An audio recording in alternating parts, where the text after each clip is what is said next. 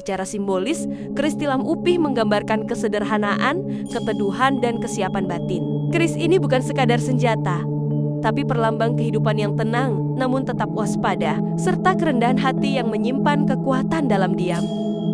Keris tilam upih sering diwariskan sebagai simbol pengayoman dan tanggung jawab sebagai kepala keluarga atau pemimpin, penjaga keharmonisan dalam rumah tangga atau masyarakat. Nilai luhur adat dan budaya Jawa yang menjunjung keselarasan hidup.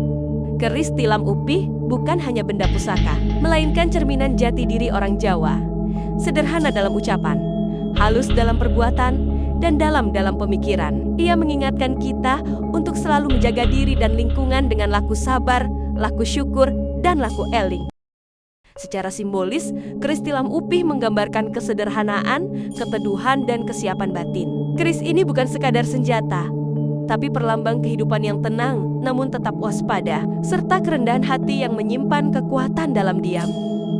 Keris tilam upih sering diwariskan sebagai simbol pengayoman dan tanggung jawab sebagai kepala keluarga atau pemimpin, penjaga keharmonisan dalam rumah tangga atau masyarakat. Nilai luhur adat dan budaya Jawa yang menjunjung keselarasan hidup.